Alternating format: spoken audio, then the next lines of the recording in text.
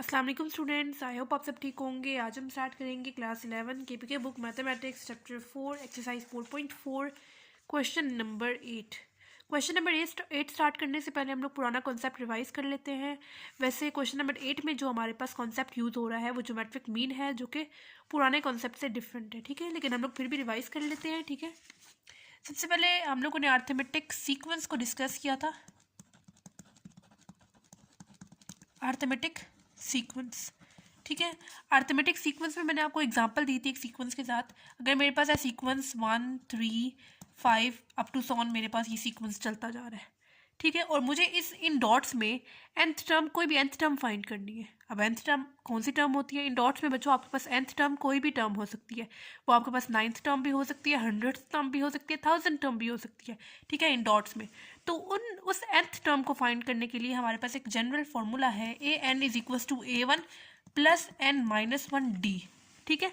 अब for example मुझे nth term 9th term find करनी है, यानी n की वैल्यू मेरे पास क्या है 9, यानी मुझे a 9th टर्म फाइंड करनी है। तो वो मैं कैसे फाइंड करूंगी? सिंपली मैंने n को रिप्लेस कर देना 9 से, इज इक्वल टू a1 कौन सी वैल्यू होती है? ये जो सी फर्स्ट में स्टार्ट में लिखी होती है, यानी ये मेरे पास a1 है, ये a2 है, ये a3 है, और अगली वाली अगर वैल्यू मेरे पास गिवन होती तो यकीनन a4 होती, and up to so on. और लास्ट वैल्यू आपके पास कौन सी होती है? an होती है, ठीक है। तो अगर मुझे a 9th टर्म फाइंड करनी है, यानी n को मैंने रिप्लेस कर दिया 9 से, a1 मुझे गिवन है 1 प्लस यहाँ पे मैंने n को 9 से रिप्लेस किया, तो इस वाले n को भी मैं 9 से रिप्लेस करूंगी, -1 एंड d क्या है? डिफरेंस। हम लोग कैसे d को हम लोग डिफरेंस कहते हैं। डिफरेंस हम लोग कैसे निकालते हैं? उसके लिए फॉर्मूला है d is equal to 2 consecutive terms को आप लोग सब्ट्रैक्ट करेंगे, आपके पास डिफरेंस आ जाएगा।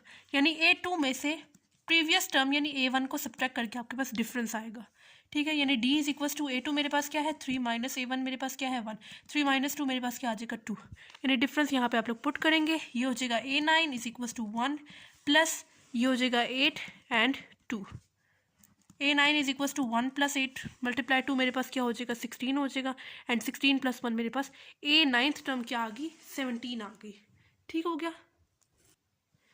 तो अर्थमेटिक सीक्वेंस या अर्थमेटिक प्रोग्रेशन आप लोग कह लें, उसमें डिफरेंस का सेम होना ज़रूरी है। यानी 1 एंड 3 दोनों के दरमियान में 2 का गैप होना चाहिए, 3 एंड 5 दोनों के दरमियान में सेम गैप मतलब 2 का होना चाहिए, ठीक है। अगर आपके पास गैप सेम नहीं है नंबर्स के दरमियान में, तो फिर वो अर्थमेटिक सीक्वेंस या अर्थमेटिक प्रोग्रेशन नहीं होगा, ठीक है। तो अर्थमेटिक सीक्वेंस या अर्थमेटिक प्रोग्रेशन में होने के लिए डिफरेंस का सेम होना ज़रूरी है, ठीक है।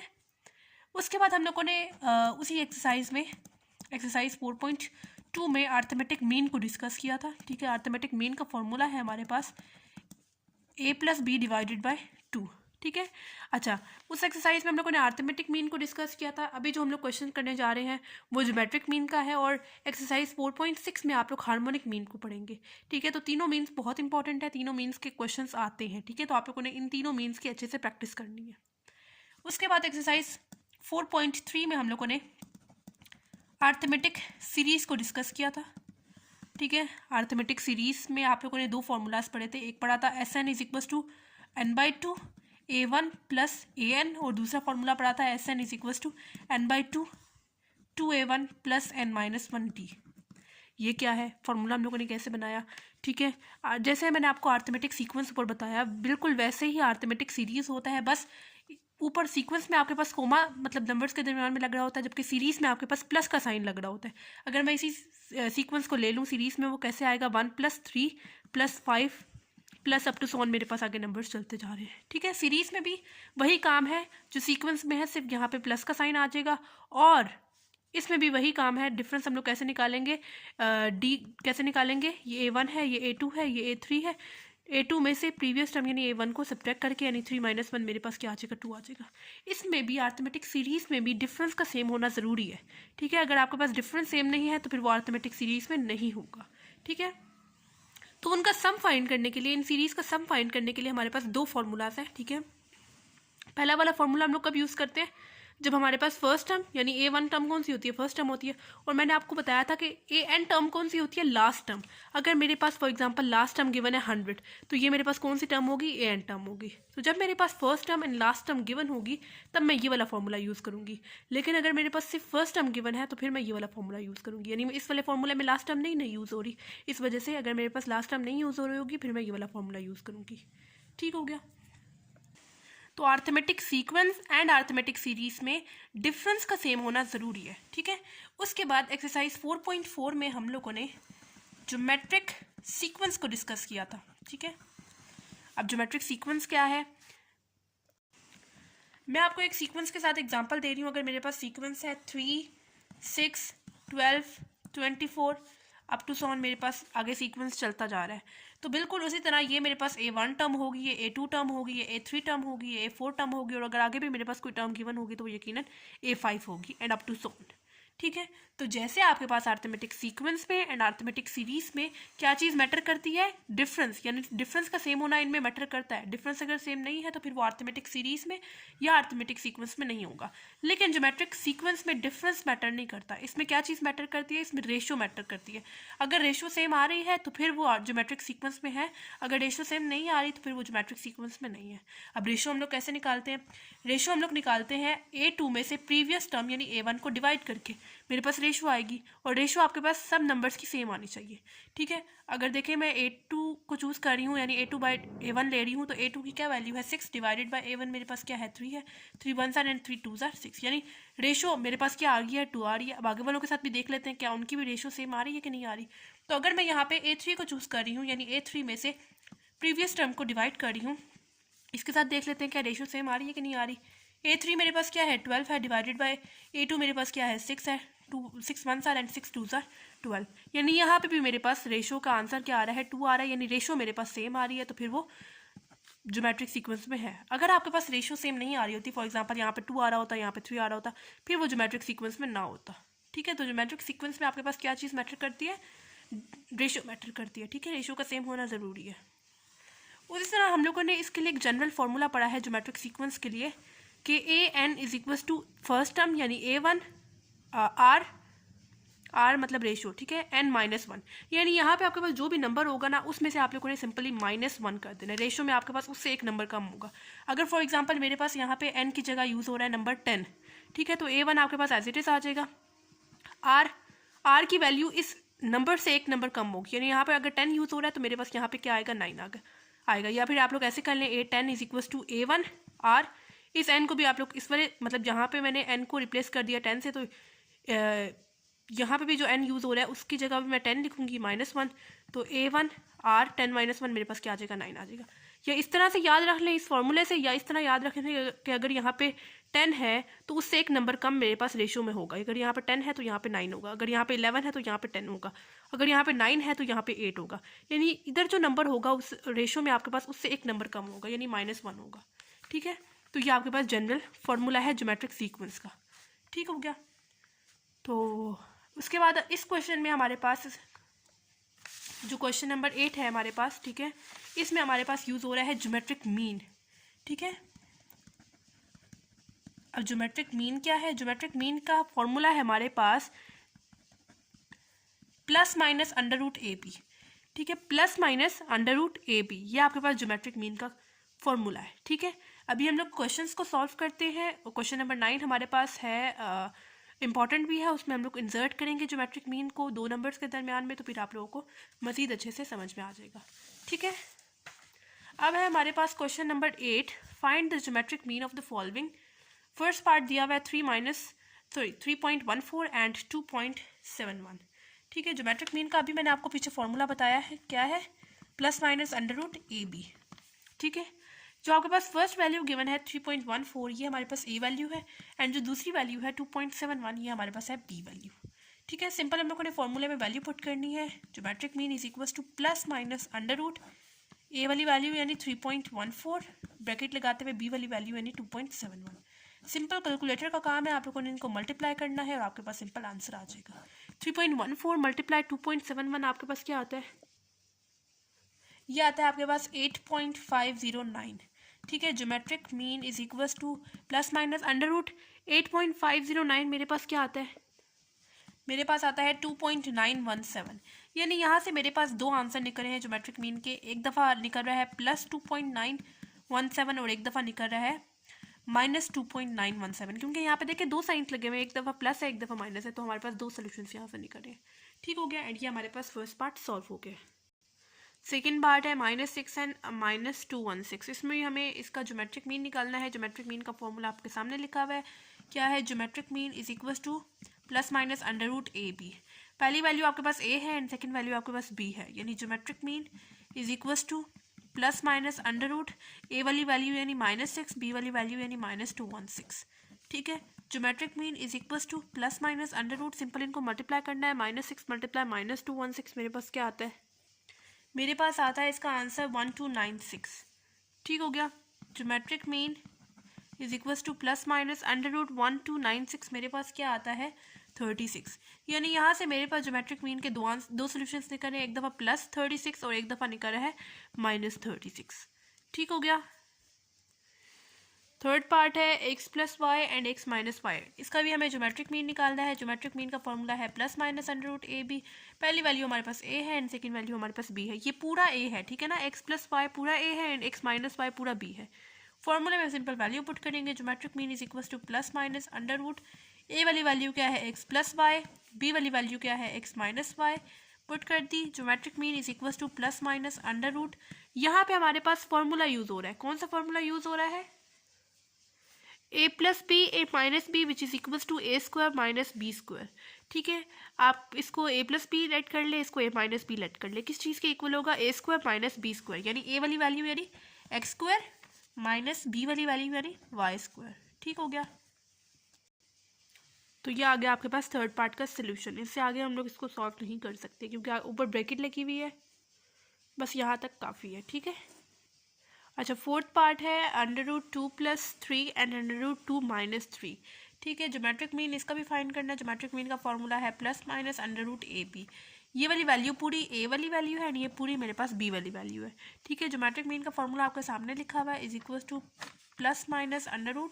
a वाली वैल्यू यानी √2 + 3 एंड b वाली वैल्यू यानी √2 - 3। पूरा हम लोग लिख देंगे। ठीक है, geometric mean is equal to ±√। यहाँ पे हमारे पास दोबारा से फॉर्मूला यूज हो रहा है ये वाला, यानी a + b a - b which is equal to a² - b²। यहाँ पे देखिए a वाली वैल्यू, यहाँ पे भी a वाली वैल्यू, यहाँ पे b वाली वैल्यू, यहाँ पे भी b वाली वैल्यू। साइड यहाँ पे प्लस है, यहाँ पे माइनस है। किस चीज़ के इक्वल होगा? a² यानी फर्स्ट वैल्यू यानी √2 का स्क्वायर माइनस b² यानी 3 का स्क्वायर। लगा दिया। अच्छा, ये वाला जो स्क्वायर है वो तो √ से कैंसिल आउट हो जाएगा। ये हो जाएगा geometric mean is equal to ±√। अच्छा, इस वाले स्क्वायर को अब आप लोगों ने ब्रैकेट से नहीं कैंसिल आउट कर देना। ये नहीं कैंसिल आउट होगा क्योंकि यहाँ पे तब वो √ से कैंसिल आउट होगा जब यहाँ पे सिंगल वैल्यू होगी। जैसे यहाँ पे देखिए सिंगल वैल्यू है, ये वाला स्क्वायर √ से कैंसिल आउट हो गया। ठीक है, तो आप लोग यहाँ पे स्क्वायर को √ से कैंसिल आउट नहीं कर सकते। यहाँ पे आपके पास आ जाएगा सिंपल 2, क्योंकि ये वाला जो स्क्वायर है वो तो √ से कैंसिल आउट हो गया। -3 का स्क्वायर आपके पास क्या होता है? 9 होता है। ठीक है, geometric mean is equal to ±√2 - 9 मेरे पास क्या आता है? -7। ठीक है, और आपके पास √ के अंदर आ गया है नेगेटिव साइन, तो इसका सोल्यूशन आपके पास पॉसिबल नहीं है, क्योंकि हमें पता है कि जब √ के अंदर नेगेटिव साइन आ जाए तो कैलकुलेटर हमें मैथ एरर शो करता है। ठीक है, तो इसका जो सोल्यूशन है वो पॉसिबल नहीं है। एंड पे बेशक वर्ड्स में लिख दें सोल्यूशन डज नॉट एग्जिस्ट। ठीक हो गया।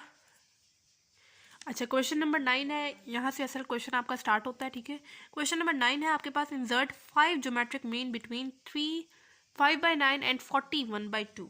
ठीक है। अच्छा, ये वाला क्वेश्चन स्टार्ट करने से पहले मैं आपको अर्थमेटिक मीन का क्वेश्चन बता दूं कि उस क्वेश्चन को हम लोगों ने कैसे सॉल्व किया था। ठीक है, आपके पास अर्थमेटिक मीन में, ठीक है, अर्थमेटिक मीन ये जो सा मैंने ऊपर आपके लिए फॉर्मूला लिखा था। ठीक है, अर्थमेटिक मीन में भी ऐसे ही क्वेश्चन आपको दिया जाता था कि आपको 2 नंबर दिए जाते थे। फॉर एग्जांपल आपके पास नंबर है 5 एंड 15, मतलब आपको 2 नंबर दिए जाते थे और आपको बोल दिया जाता था कि आप लोगों ने इसके अंदर 3 अर्थमेटिक मीन को इंसर्ट करना है। ठीक है, एग्जांपल दे रही हूँ, 3 अर्थमेटिक मीन को इंसर्ट करना है। नंबर आपको क्वेश्चन में गिवन होगा। ठीक है, कि आप लोगों ने इतने अर्थमेटिक मीन को इंसर्ट करना है।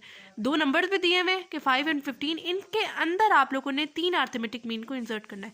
यानी स्टार्टिंग में मेरे पास 5 नंबर आएगा, एंड पे मेरे पास 15 नंबर आएगा, क्योंकि बिटवीन का लफ्ज यूज हो रहा है। उसके बाद इन्होंने बोला कि 3 अर्थमेटिक मीन को इंसर्ट करना है, यानी अर्थमेटिक मीन को कैपिटल ए से मैं शो कर रही हूँ, A1 A2 A3, यानी मैंने यहाँ पे इसके अंदर 5 एंड 15 के अंदर 3 अर्थमेटिक मीन्स को इंसर्ट कर दिया है, A1 A2 एंड A3। ठीक हो गया। बस हम लोग यहाँ पे इसके अंदर इंसर्ट करते थे अर्थमेटिक मीन्स को, तो फिर उसके बाद हम लोग क्या करते थे, उसका डिफरेंस फाइंड करते थे कि 5 एंड उससे जो नेक्स्ट नंबर है जिसकी A1 वैल्यू है, ठीक है, हम लोगों ने A1 A2 एंड A3 की ही वैल्यू बेसिकली इस क्वेश्चन में निकालनी होती थी। लेकिन इनकी वैल्यूज़ निकालने से पहले हम लोग डिफरेंस निकालते थे कि डिफरेंस कितना होगा इस 5 में और इस जो नेक्स्ट नंबर है A1 जिसकी वैल्यू हमने फाइंड करनी है उनके दरमियान में डिफरेंस कितना होगा। डिफरेंस पता होगा तभी हम लोग इनकी आगे वाली वैल्यूज़ फाइंड कर सकते हैं, ठीक है। तो सबसे पहले हम लोग निकाल लेते थे डिफरेंस, ठीक है। उसके बाद फिर A1 A2 A3 और जितने भी आपके पास अर्थमेटिक मीन क्वेश्चन में गिवन होंगे उनकी वैल्यूज निकाल लेनी है, सिंपल। और फिर उनका सीक्वेंस बना दे बेशक, ठीक है। क्या कर देते, फर्स्ट स्टेप जो 2 नंबर्स दिए हैं वो पहला नंबर स्टार्ट में और लास्ट नंबर जो दूसरा नंबर है वो एंड पे लिख देते, क्योंकि बिटवीन का लफ्ज यूज़ होगा, ठीक है। बिटवीन का लफ्ज यूज़ होगा तब आप लोगों ने स्टार्ट में जो पहला नंबर है वो स्टार्ट में एंड जो दूसरा नंबर है वो एंड पे लिख देना है। फिर जितने भी आपको अर्थमेटिक मीन्स या जो भी मीन्स को इंसर्ट करने का बोला होगा आप लोगों ने इंसर्ट कर देना है। फिर उसके अकॉर्डिंग आप लोगों ने डिफरेंस निकाल लेना है। जैसे अर्थमेटिक मीन में आपके पास क्या चीज़ मैटर करती है, डिफरेंस मैटर करता है ना, ठीक है।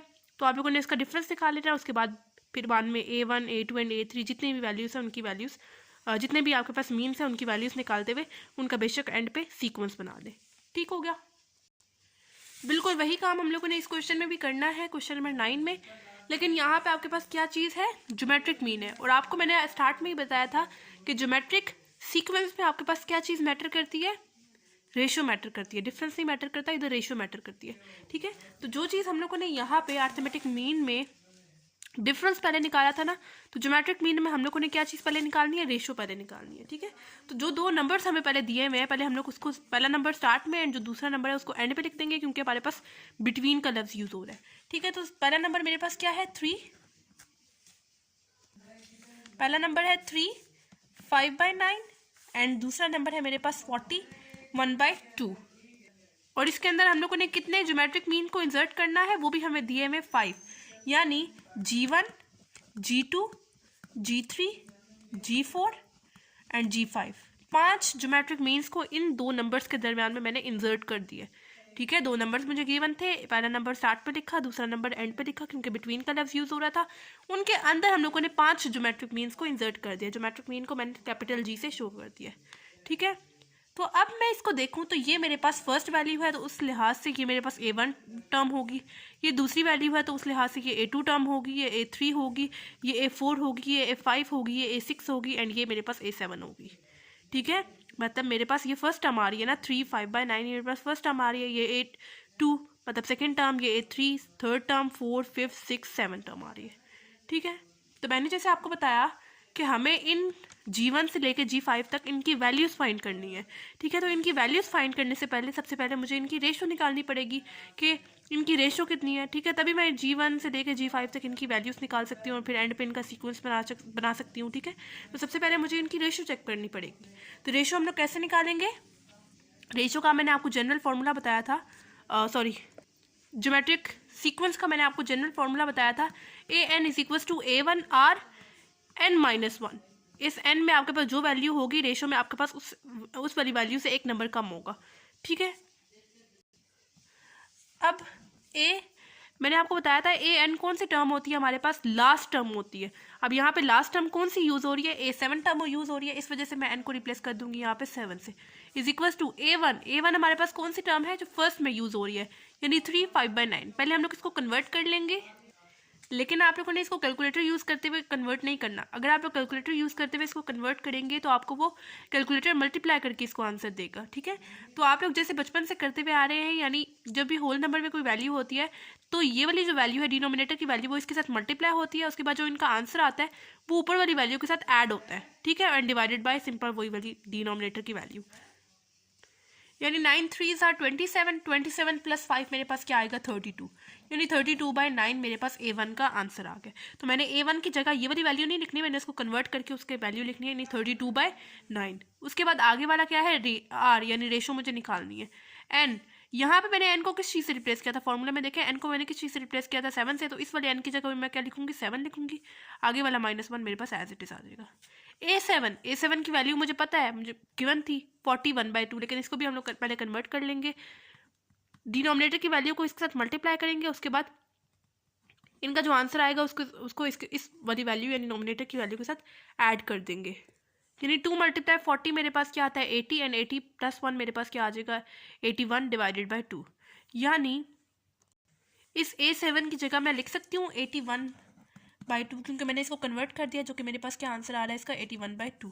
ठीक है, तो A7 की जगह मैंने लिख दिया उसका आंसर 81/2। आप लोगों ने पहले इसको कन्वर्ट करके फिर उसका आंसर लिखना है। मैंने कन्वर्ट करके लिख दिया 81/2 is equals to 32/9, and R7 - 1 मेरे पास क्या हो जाएगा 6 हो जाएगा।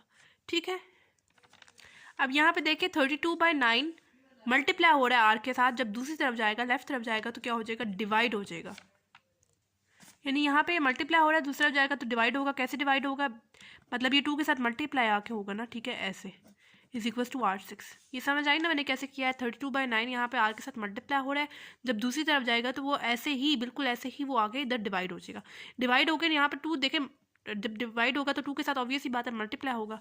ठीक है, तो ये मेरे पास हो जाएगा 81 डिवाइडेड बाई 2। और हमें पता है कि जब भी हम लोग कोई चीज़ डिवाइड से मल्टीप्लाई फॉर्म में कन्वर्ट करते हैं तो जो चीज़ नीचे होती है वो ऊपर आ जाती है, जो ऊपर होती है वो नीचे चली जाती है।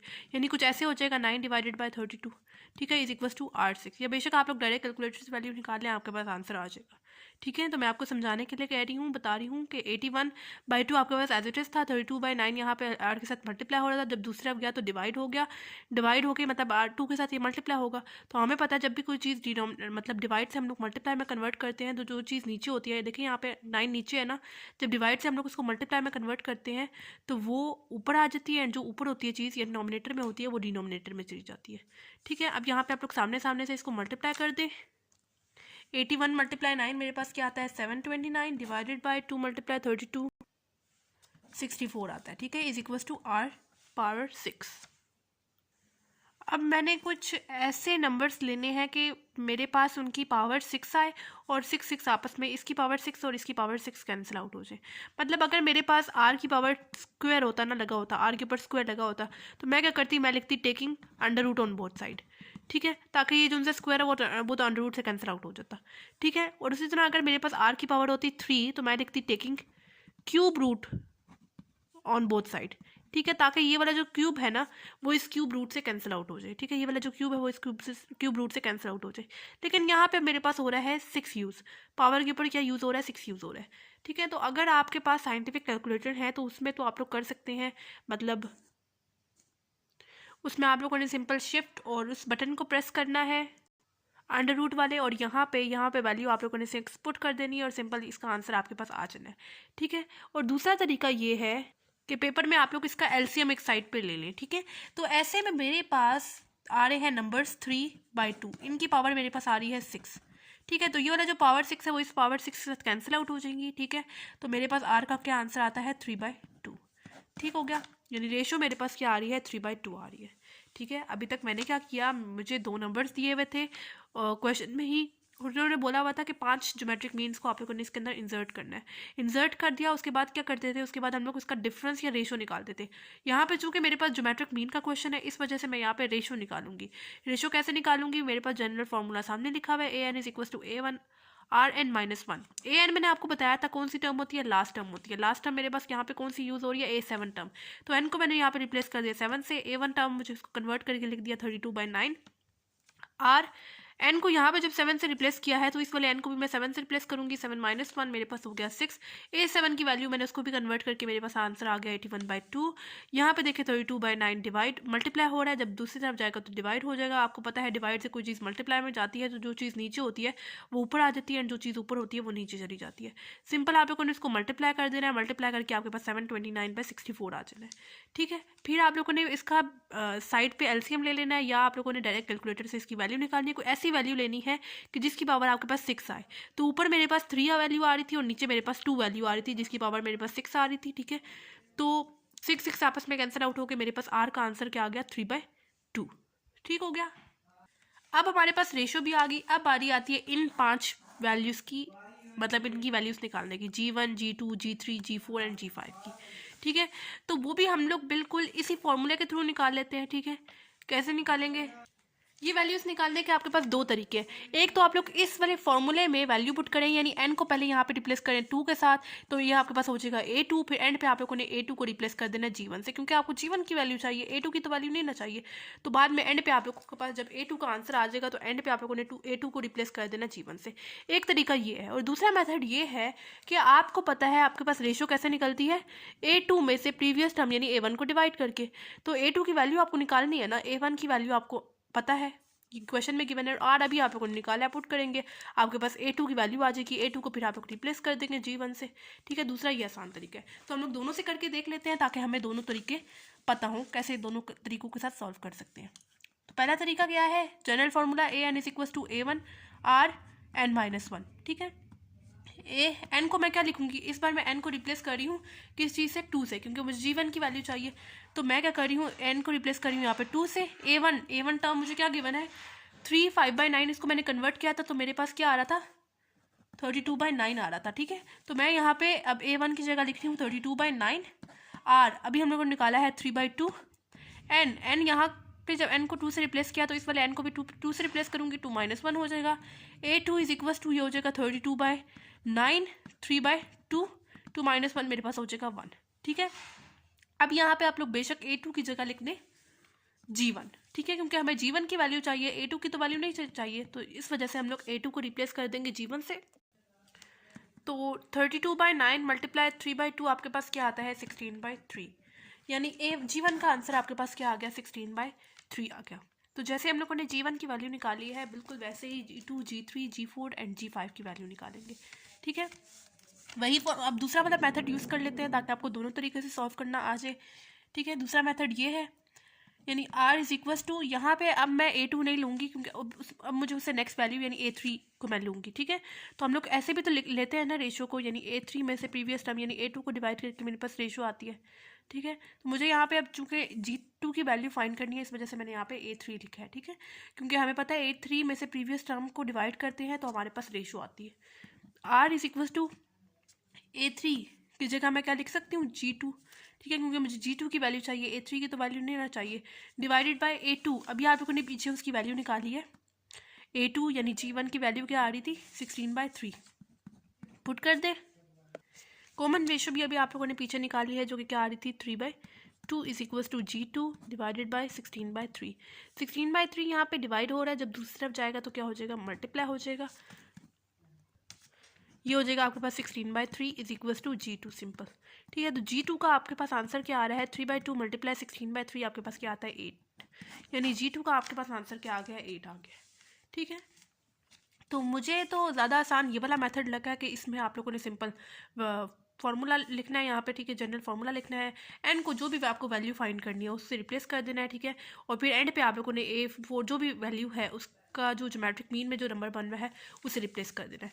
ठीक है, यानी an is equal to a1 r n-1। अब g3 की वैल्यू फाइंड करते हैं।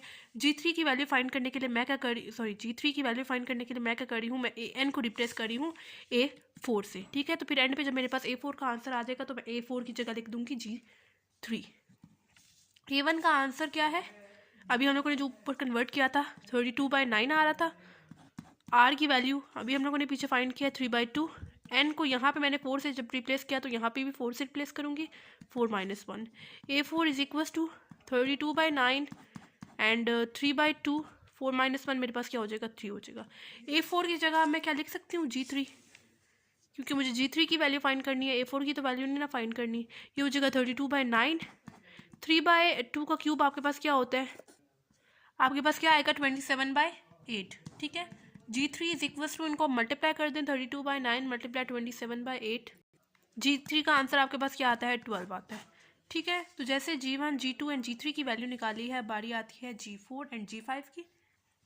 जनरल फॉर्मूला हमारे पास क्या है, an is equal to a1 plus n-1, sorry ये दूसरा वाला है, an is equal to a1 r n-1, geometric mean का जनरल फार्मूला। ठीक है, अब मैं यहाँ पे an को रिप्लेस कर रही हूँ किस चीज़ से, किसकी वैल्यू फाइंड करनी है g4 की वैल्यू फाइंड करनी है, इस वजह से मैं उसको किस चीज़ से रिप्लेस करूँगी a3 से, सॉरी a5 से, उससे एक वैल्यू ज़्यादा होगी ऊपर। ठीक है, तो मैं अब यहाँ पे g4 की वैल्यू फाइंड करनी है, इस वजह से मैं a को एन को रिप्लेस कर रही हूँ A5 से, ठीक है। इज इक्वल टू A1 की क्या वैल्यू थी, 32/9 थी। आर की वैल्यू हम लोग को निकाली थी जो कि आ रही थी 3/2। जब यहाँ पे मैंने n को 5 से रिप्लेस किया तो इस वाले n की जगह मैं 5 लिखूंगी -1। A5 को अब मैं रिप्लेस कर देती हूँ G4 से, इज इक्वल टू 32/9 एंड 3/2। 5 - 1 मेरे पास क्या हो जाएगा, 4 हो जाएगा, ठीक है। ये हो जाएगा G4 is equal to 32/9, 3/4, 3/2 whole power 4 आपके पास क्या आता है, तो आपके पास इसका आंसर क्या आता है 81/16, ठीक है। तो G4 इज इक्वल टू, इनको आप मल्टीप्लाई कर दे, 32/9 मल्टीप्लाई 81/16 आपके पास क्या आता है 18, यानी G4 का आंसर आपके पास क्या आ गया 18 आ गया, ठीक है। अब सिर्फ लास्ट रह गया है G5। G5 के लिए हम लोग A को क्या पुट करेंगे, इससे एक नंबर ज़्यादा यानी A6 पुट करेंगे। वही फॉर्मूला है AN is equal to A1R(n-1), general formula है ज्योमेट्रिक सीक्वेंस का, ठीक है। AN को अब किस चीज़ से रिप्लेस करूंगी, A6 से, इज इक्वल टू A1 की क्या वैल्यू थी 32/9 जो पीछे हमें क्वेश्चन में गिवन थी। R की वैल्यू हम लोग को निकाली थी जो कि आ रही थी 3/2। एन को यहाँ पे जब 6 से रिप्लेस किया तो इसको भी एन 6 से रिप्लेस करेंगे -1। A6 को अब मैं रिप्लेस कर सकती हूँ G5 से, इज इक्वल टू 32/9, 3/2, 6 - 1 मेरे पास क्या आ जाएगा 5 आ जाएगा। G5 is equal to 32/9, 3/2 whole power 5 मेरे पास क्या आता है, आपके पास इसका आंसर आता है 243/32। G5 इज इक्वल टू, इनको बेशक आप लोग मल्टीप्लाई कर दे, 32/9 मल्टीप्लाई 243/32 आपके पास क्या आता है, आपके पास आंसर आता है इसका 27, यानी G5 का आंसर आपके पास क्या आ गया 27 आ गया। यानी G1 का आंसर आपके पास क्या आया था 16/3, G2 का आंसर आपके पास क्या आया था 8, G3 का 12, G4 का 18, G5 का 27 and up to so on. यानी हमें 5 का बोला हुआ था और हमारे पास 5 ये वैल्यूज आ गई है, ठीक है। तो ये था आपके पास फर्स्ट पार्ट। अब सेकंड पार्ट है insert 6 geometric mean between 14 and -7/64। Between का लफ्ज यूज हो रहा है, यानी ये स्टार्टिंग का नंबर होगा 14 एंड एंड का नंबर होगा -7/64। कितने ज्योमेट्रिक मीन्स को इंसर्ट करना है, 6 को इंसर्ट करना है। यानी ये हो जाएगा मेरे पास G1, G2, G3, G4, G5, G6, ठीक हो गया। 6 ज्योमेट्रिक मीन्स को मैंने इसके अंदर इंसर्ट कर दिया, ठीक है। तो अगर मैं इसको एक के अकॉर्डिंग देखूँ, यानी मेरे पास ये फर्स्ट वैल्यू है आ रही है, ये सेकंड वैल्यू आ रही है, ये थर्ड वैल्यू आ रही है, ये फोर्थ आ रही है, फिफ्थ आ रही है, सिक्स आ रही है, सेवन्थ आ रही है और ये मेरे पास एट्थ वैल्यू आ रही है, ठीक है। तो हमारे पास फर्स्ट स्टेप क्या होता था, फर्स्ट स्टेप तो हम लोगों ने कर दिया, दो जो नंबर्स थे उनके दरमियान में जितने नंबर्स जितने भी मीन्स को इंसर्ट करने का कहा था हम लोगों ने वो तो इंसर्ट कर दिए। उसके बाद क्या करना है, उसके बाद हम लोगों ने इनकी रेशो चेक करनी है कि इनकी रेशो कितनी है। बाद में इनकी G1 से लेकर G6 तक वैल्यूज निकालेंगे, ठीक है। सबसे पहले इंसर्ट कर देना है जितने उन्होंने बोला है, उसके बाद हम लोगों ने इसकी रेशो चेक करनी है क्योंकि यहाँ पे ज्योमेट्रिक मीन्स आ रहा है। अगर यहाँ पे अर्थमेटिक मीन आता तो फिर हम लोग उसका सबसे पहले डिफरेंस निकालते, लेकिन यहाँ पे ज्योमेट्रिक मीन आ रहा है, ज्योमेट्रिक मीन में हमारे पास रेशो मैटर करती है, ठीक है। रेशो के लिए जनरल ज्योमेट्रिक मीन के लिए जनरल फार्मूला, ज्योमेट्रिक सीक्वेंस के लिए हमारे पास जनरल फार्मूला है AN is equal to A1RN-1, ठीक है। AN मैंने आपको बताया था कौन सी वैल्यू होती है, लास्ट वैल्यू होती है, और लास्ट वैल्यू हमारे पास क्या है A8 है, यानी N को मैं यहाँ पे रिप्लेस कर रही हूँ 8 से, इज इक्वल टू A1 हमें गिवन है 14, R हमें निकालना है, N को यहाँ पे जब मैंने 8 से रिप्लेस किया तो इस वाले N की जगह मैं 8 लिखूंगी, ये हो जाएगा 8, A8 की जगह मैं लिख सकती हूँ -7/64 जो मुझे उसकी वैल्यू गिवन है, ठीक है, इज इक्वल टू 14, R 8 - 1 मेरे पास क्या हो जाएगा 7 हो जाएगा। तो अब ये जो सा 14 यहाँ पे मल्टीप्लाई हो रहा है R के साथ, हम लोग जब उसको लेफ्ट तरफ लेके जाएंगे तो मेरे पास यहाँ पे ये डिवाइड हो जाएगा ऐसे, इज इक्वल टू पीछे क्या रह गया R⁻7, ठीक है। ये हो जाएगा मेरे पास -7 डिवाइडेड बाई 64 मल्टीप्लाई 14 मेरे पास क्या आता है, ये आता है मेरे पास 896 इज इक्वल टू R7। अब यहाँ पे मेरे पास कटिंग होती है, ये आता है मेरे पास 7 के टेबल के साथ कटिंग होती है, मेरे पास आंसर आता है -1 divided by 128 is equal to R7, ठीक है। अब वही काम करना है हमें, मुझे किसी तरह ये वाली जो पावर है 7 इसको कैंसिल आउट करना है। तो यहाँ आप लोग डायरेक्ट कैलकुलेटर से निकाल लें वैल्यू, या इसको इसका एलसीएम लें और इसकी वैल्यू निकाल लें। तो ये मेरे पास आता है 2 की पावर के साथ यहाँ पे जा रहा है ये 7,000, ठीक है। तो ज़्यादातर वैल्यूज़ का 2 के साथ चला जाता है, ठीक है। तो आप लोगों ने पहले देख लेना 2 के साथ जाता है वही पावर जाती है कि नहीं जाती, ठीक है। तो यहाँ पे ये मेरे पास 2 के टेबल के साथ जा रहा था, 2 की पावर 7 मेरे पास आता है 128, ठीक है। तो मैंने होल पावर 7 करके लिख दिया। 1 की पावर 7 आपके पास 1 ही आएगा, ठीक है, इज इक्वल टू आर 7। ये वाला जो 7 है वो इस 7 के साथ कैंसिल आउट हो गया, यानी आर का आंसर यहाँ से मेरे पास क्या आ गया, -1/2, ठीक है। यानी आर वाला मसला तो हमारा खत्म हो गया, यानी रेशो हमारे पास क्या आ गई, -1/2। यानी फर्स्ट स्टेप क्या होता था, जो 2 नंबर दिए होते थे उनके अंदर जितने भी अर्थमेटिक मीन को इंसर्ट करने का उन्होंने बोला था, हम लोगों ने इंसर्ट कर दिए। उसके बाद हम लोगों ने इनकी रेशो भी निकाल ली। सेकंड स्टेप रेशो निकालना है, ठीक है, क्योंकि यहाँ पे ज्योमेट्रिक मीन यूज़ हो रहा है। रेशो भी निकाल ली, जो कि हमारे पास क्या आ रही है, -1/2। इसके बाद क्या करना है, इसके बाद हमारे पास जो 6 ज्योमेट्रिक मीन को हम लोगों ने इंसर्ट किया है ना, उनकी वैल्यूज़ निकाल लेनी है। तो यहाँ से G1 से लेकर G6 तक जो वैल्यूज फाइंड करेंगे हम लोग, सिंपल ये जनरल फार्मूला जो है ना अर्थमेटिक सीक्वेंस का, उसमें वैल्यूज पुट करते हुए हमारे पास बाकी सब G1 से लेकर G6 तक वैल्यूज आ जाएंगी, ठीक है। अभी हम लोग सॉल्व करते हैं बिल्कुल वैसे ही जैसे हम लोगों ने फर्स्ट पार्ट को सॉल्व किया था। तो सबसे पहले बारी आती है G1 की। G1 की फाइंड करने के लिए फार्मूला क्या है, जनरल फार्मूला ज्योमेट्रिक सीक्वेंस का, an is equal to A1 Rn-1, ठीक है। एन को मैं अब रिप्लेस कर रही हूँ 2 से, क्योंकि मुझे यहाँ पे G1 की वैल्यू फाइंड करनी है। एन पे मैं A2 को रिप्लेस कर दूँगी G1 से, ठीक है। तो एन की जगह मैं यहाँ पे लिख रही हूँ 2 इज इक्वल टू A1, मेरे पास है गिवन वैल्यू 14। आर की वैल्यू अभी हम लोगों ने पीछे निकाली है -1/2। जब मैंने यहाँ पे एन को 2 से रिप्लेस किया तो इस वाले एन को भी मैं 2 से रिप्लेस करूँगी, 2 - 1। अब मैं A2 की जगह क्या लिख सकती हूँ, G1, क्योंकि मुझे G1 की वैल्यू फाइंड करनी है, A2 की वैल्यू तो नहीं ना फाइंड करनी। तो ये हो जाएगा मेरे पास 14 -1/2, 2 - 1 मेरे पास 1 हो जाएगा, ठीक है। तो 14 मल्टीप्लाई -1/2 मेरे पास क्या आता है, डायरेक्ट वैल्यूज निकालते जाए, मेरे पास आंसर आता है -7, यानी G1 का आंसर मेरे पास क्या आ गया, -7 आ गया, ठीक है। तो जैसे मैंने G1 की वैल्यू निकाली है, बाकियों की भी वैसे ही निकालूंगी। अब G2 की वैल्यू फाइंड करने के लिए वही जनरल फार्मूला है, an is equal to A1 R⁻n-1। अब मैं यहाँ पे an को रिप्लेस कर रही हूँ किस चीज़ से, G2 की वैल्यू फाइंड करनी है, इस वजह से an को रिप्लेस करूँगी A3 के साथ। A1 वैल्यू गिवन है मुझे 14, आर क्या है, रेशो, यानी पीछे हम लोगों ने जो वैल्यू निकाली थी रेशो की, -1/2 पुट कर देंगे। एन को जब मैंने यहाँ पे 3 से रिप्लेस किया तो इस वाले एन को भी मैं 3 से रिप्लेस करूँगी, 3 - 1।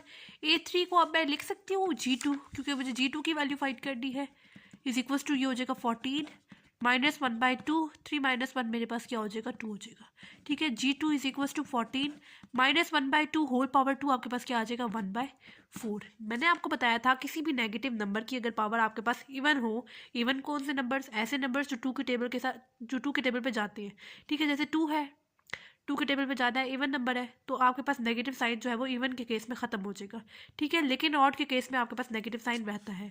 ऑड कौन से नंबर्स, ऐसे नंबर्स जो 2 के टेबल में नहीं जाते। अब यहाँ पे मेरे पास था 2 गिवन, 2 के टेबल में जाता है ना, तो यहाँ पे नेगेटिव साइन ये ख़त्म हो गया, और मेरे पास 1/2 का पावर 2 मेरे पास क्या आती है, 4 आती है, ठीक है। तो G2 is equal to 14 multiply 1/2, 1/4 मेरे पास क्या आता है, कटिंग होती है यहाँ पे 4 2s are and 4 7s are, मतलब 2 के टेबल के साथ कटिंग होती है, 2 7s are 14 and 2 2s are 4, ठीक है। तो मेरे पास क्या आंसर आता है, 7/2। G2 का आंसर क्या आ गया, 7/2। जैसे G1 G2 की वैल्यू निकाली है, बाकियों की भी वैसे निकालेंगे। अब किसकी बारी है, G3 की वैल्यू फाइंड करने की बारी है। वही general formula an is equal to A1 R⁻n-1। अब किसकी बारी है, G3 की वैल्यू फाइंड करने की। G3 की वैल्यू फाइंड करने के लिए मैं क्या करूँगी, an को रिप्लेस कर दूंगी किस चीज़ से, A4 से। A1 की वैल्यू मुझे गिवन है 14, r अभी हम लोगों ने पीछे निकाला था, -1/2 पुट कर देंगे। n को जब मैंने यहाँ पे 4 से रिप्लेस किया तो इस वाले n को भी मैं 4 से रिप्लेस करूँगी, हो जाएगा 4 - 1। A4 की जगह मैं क्या लिख सकती हूँ, G3, क्योंकि मुझे G3 की वैल्यू फाइंड करनी है, A4 की तो वैल्यू नहीं ना फाइंड करनी। ये हो जाएगा मेरे पास 14 - 1/2, 4 - 1 मेरे पास क्या हो जाएगा, 3 हो जाएगा। G3 इज इक्वल टू 14, यहाँ पे देखिए -1/2 होल पावर क्यूब है, ठीक है। अब ये जो सा 3 है वो मेरे पास कौन सा नंबर है, इवन नंबर है, ऑड नंबर है, ऑड नंबर है। तो मैंने आपको बताया था अभी पीछे कि ऑड के केस में आपके पास नेगेटिव साइन रहता है, तो ये हो जाएगा 1/2 की पावर क्यूब आपके पास क्या होता है, 8 होता है, ठीक है। तो ये हो जाएगा आपके पास G3 is equal to 2 7s are 14 and 2 4s are 8, ठीक है। तो आपके पास आंसर क्या आता है, -7/4, ठीक है। यानी G3 का आंसर क्या आ गया, -7/4। अब बारी है किस चीज़ की, किसकी वैल्यू फाइंड करने की, G4 की वैल्यू फाइंड करने के लिए। G4 की वैल्यू फाइंड करने के लिए मैं an को किस चीज़ से रिप्लेस करूंगी, A5 से। जनरल फार्मूला है an is equal to A1 R⁻n-1। an को किस चीज़ से रिप्लेस करूंगी, किसकी वैल्यू फाइंड करनी है, G4 की, इस वजह से G4 की वैल्यू फाइंड करने के लिए an को रिप्लेस करूंगी A5 से। A1 की क्या वैल्यू है, 14 है, आर की क्या वैल्यू है पीछे निकाली थी -1/2। एन को जब मैंने यहाँ पे 5 से रिप्लेस किया तो इस वाले एन को मैं 5 से रिप्लेस करूँगी, हो जाएगा 5 - 1। A5 की जगह मैं क्या लिख सकती हूँ, G4। इसकी जगह मैं लिख रही हूँ G4 इज इक्वल टू हो जाएगा 14 -1/2। 5 - 1 क्या हो जाएगा, 4 हो जाएगा। ये हो जाएगा G4 इज इक्वल टू 14। अब यहाँ पे देखिए -1/2 होल पावर 4 है। अब 4 जो है हमारे पास कौन सा नंबर है, इवन नंबर है, ऑड नंबर है, इवन नंबर है। तो मैंने आपको बताया था इवन के केस में आपके पास नेगेटिव साइन खत्म हो जाता है, यानी ये हो जाएगा 1/2 की पावर 4 आपके पास क्या आता है, 16 आता है। ठीक है, अब G4 इज इक्वल टू, अब यहाँ पे आप लोग बेशक कटिंग कर ले, 4 7s आर 14 आता है एंड 4 8s आर 16 आता है, यानी यहाँ पे मेरे पास आंसर क्या आ गया, 7/8 किसका, G4 का। अब किसकी बारी है, G5 की वैल्यू फाइंड करने की। G5 की वैल्यू फाइंड करने के लिए जनरल फॉर्मूला हमारे पास क्या है, an is equal to A1 r is to power n-1। ठीक है, जनरल फॉर्मूला आपके सामने लिखा हुआ है। अब यहाँ पे मुझे किस चीज़ की वैल्यू फाइंड करनी है, G5 की वैल्यू फाइंड करनी है। G5 की वैल्यू फाइंड करने के लिए मैं an को किस चीज़ से रिप्लेस करूँगी, A6 से रिप्लेस करूँगी, यानी n की जगह मैं लिख रही हूँ 6 इज इक्वल टू A1 मेरे पास क्या है 14 गिवन है, पुट करेंगे। आर की वैल्यू अभी हम लोगों ने पीछे निकाली थी -1/2, पुट कर देंगे। जब मैंने यहाँ पे n को 6 से रिप्लेस किया तो इस वाले n को मैं 6 से रिप्लेस करूँगी, 6 - 1 हो जाएगा। A6 की जगह अब मैं क्या लिख सकती हूँ, G5। ठीक है, तो मैं इसकी जगह लिख रही हूँ G5 इज इक्वल टू, क्योंकि मुझे G5 की वैल्यू फाइंड करनी है। ये हो जाएगा मेरे पास 14 -1/2, 6 - 1 क्या हो जाएगा, 5 हो जाएगा। ठीक है, ये हो जाएगा G5 is equal to 14 -1/2 whole power 5। अब यहाँ पे आपके पास क्या यूज़ हो रहा है, 5 पावर में क्या यूज़ हो रहा है, 5 यूज़ हो रहा है, यानी ऑड नंबर यूज़ हो रहा है। 5 ऑड नंबर है ना, 2 के टेबल में नहीं जाता, तो आपके पास नेगेटिव साइन रहेगा। 1/2 की पावर 5 क्या आता है आपके पास, 32। ठीक है, अब किसी भी पावर का क्या मतलब है, मतलब ये जो सा नंबर है ना वो यहाँ पे कितनी दफ़ा मल्टीप्लाई हो रहा है, 5 दफ़ा मल्टीप्लाई हो रहा है। ठीक है, ऐसे मतलब 1 2 3 4 5।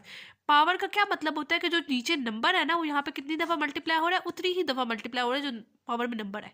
ठीक है, यानी 5 दफ़ा मल्टीप्लाई हो रहा है। अगर आपके पास कैलकुलेटर में पावर 5 का ऑप्शन नहीं ना आ रहा तो आप लोगों ने सिंपल क्या करना है, 2 को 5 दफ़ा मल्टीप्लाई कर देना है, आपके पास 32 आ जाएगा। ठीक है, तो ये हो जाएगा G5 is equals to, cutting कर ले बेशक, 2 7s are 14 and 2 7s are 14 and 2 16s are 32, यानी आपके पास क्या आंसर आया है, -7/16। ठीक है, -7/16 आपके पास G5 का आंसर आ गया। ठीक है, अब सिंपल से फेक रह गया है G6। तो G6 फाइंड करने के लिए बिल्कुल वही करेंगे, जनरल फॉर्मूला है an is equal to A1 r is to power n-1। G6 की वैल्यू फाइंड करने के लिए मैं क्या करूँगी, an की जगह क्या लिखूँगी, A7 लिखूँगी। ठीक है, फिर बाद में an को रिप्लेस कर दूंगी किस चीज़ से, G6 से। ठीक है, अभी मुझे किस चीज़ की वैल्यू फाइंड करनी थी, G6 की वैल्यू फाइंड करनी थी, इस वजह से मैं an को रिप्लेस कर दूंगी किस चीज़ से, A7 से। A7 is equal to A1 क्या था, 14 था, r की क्या वैल्यू है अभी पीछे निकाली थी -1/2। n को जब मैंने यहाँ पे 7 से रिप्लेस किया तो इस वाले 7 को भी, n को भी मैं 7 से रिप्लेस करूँगी, 7 - 1 हो जाएगा। G7 की जगह अब क्या मैं लिख सकती हूँ, G6। यहाँ पे मैं लिख दी हूँ A7 की जगह G6। ये हो जाएगा 14 आ गया एज इट इज, -1/2, 7 - 1 मेरे पास क्या हो जाएगा, 6 हो जाएगा। A6 is equal to 14 -1/2 whole power 6। अब यहाँ पे देखें क्या यूज़ हो रहा है, 6 यूज़ हो रहा है। 6 कौन सा नंबर है, इवन नंबर है, ऑड नंबर है, इवन नंबर है। इवन नंबर के केस में आपके पास नेगेटिव साइन खत्म हो जाता है, यानी यहाँ पे आपके पास आ जाएगा +1 डिवाइडेड बाय 2 की पावर 6 आपके पास क्या आता है, 64 आ जाएगा। ठीक है, तो अब यहाँ पे आप लोग बेशक कैंसिल आउट इसको कर दें, 2 7s are 14 and 2 32s are 64, यानी A6 का आंसर आपके पास क्या आ गया, 7/32। यानी A6 का आंसर, A6 को अब आप लोग बेशक रिप्लेस कर देंगे किस चीज़ से, जो यहाँ पे मेन चीज़ यूज़ हो रही है ज्योमेट्रिक सीक्वेंस पे क्या यूज़ हो रहा है, G5 सॉरी। ठीक है, तो हम लोगों ने यहाँ पे इसको रिप्लेस कर दिया, G6 ही यूज़ हो रहा है। ठीक है, ठीक हो गया। तो ये हमारे पास आ गई सबकी वैल्यूज़। अब हम लोग इनका सीक्वेंस बना लेते हैं। G1 की क्या वैल्यू आई थी, -7 आई थी। G2 की आई थी 7/2। G3 की आई थी -7/4। G4 की आई थी 7/8। G5 की आई थी -7/16 एंड G6 की क्या वैल्यू आई थी, 7/32। यानी ये हमारे पास सीक्वेंस आ गया G1 से लेके G6 तक सब वैल्यूज़ का। ठीक है, दोबारा से समझ लेते हैं सिंपल इस क्वेश्चन में क्या किया। हमें क्वेश्चन में इन्होंने बोला हुआ था कि आप लोगों ने दो नंबर्स यानी 14 एंड -7/64 के दरमियान में 6 ज्योमेट्रिक मीन्स को इंसर्ट करना है। मैंने इसके अंदर इंसर्ट कर दिया, ठीक है, फर्स्ट स्टेप मैंने कंप्लीट कर दिया। उसके बाद सेकंड स्टेप क्या आता है? सेकंड स्टेप में हम लोग को इनकी रेशो निकालनी है। उसके बाद G1 G2 G3 G4 G5 G6 की वैल्यूज निकाल लेनी है, ठीक है।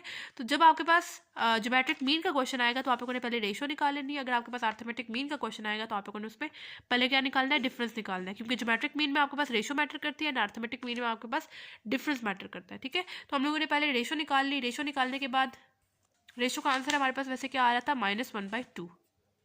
रेशो भी निकाल ली। अब थर्ड स्टेप क्या है? थर्ड स्टेप में हम लोगों ने G1 से लेकर जितनी भी वैल्यूज हैं जो हम लोगों ने इंसर्ट किया उनकी वैल्यूज निकाल लेनी है, ठीक है। जितने भी मीन्स को हम लोगों ने इसके अंदर इंसर्ट किया उनकी वैल्यूज निकाल लेनी है। G1 से लेकर G6 तक मैंने इंसर्ट की थी वैल्यूज, ठीक है। उनका मीन मेरे पास मैंने निकाला कैसे?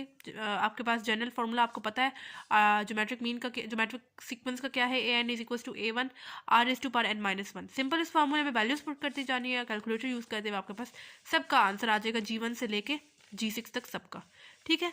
फिर जो है हम लोगों ने उसका एक सीक्वेंस बना लेना है, और जो कि हमारे पास आ रहा था -7 7/2 -7/4 7/8 -7/16 एंड 7/32।